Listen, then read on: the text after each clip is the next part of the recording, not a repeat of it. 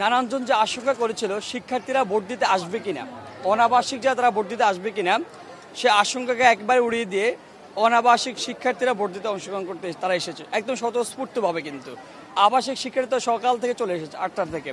তো এই জায়গায় শিক্ষার্থীদের স্বতঃস্ফূর্ত অংশগ্রহণ আছে।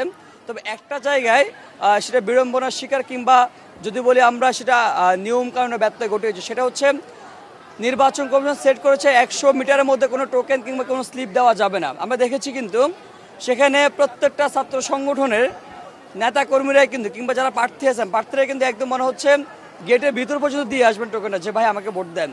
এতে করে যারা ভোটার আছে তারা বিড়ম্বনার শিকার হচ্ছেন।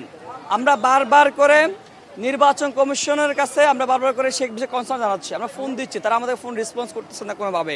তারা বলেছে তারা লোকবল সেখানে দিবেন, সে লোকবল আমরা দেখি নাই। কিন্তু বিগত সময়ে মনোনয়নপত্র উত্তোলন কিংবা তার দাখিলের সময় যে আচরণ তারা সেট করেছেন সবাই যেমন লঙ্ঘন করেছেন, নির্বাচন কমিশন যেভাবে হচ্ছে আপনার নির্লিপ্ত নির্বিকার ভূমিকা রেখেছেন, আজকের দিনেও সেমভাবে তারা একদম নির্বিকার নির্লিপ্ত ভূমিকা তারা পালন করে যাচ্ছেন। কিন্তু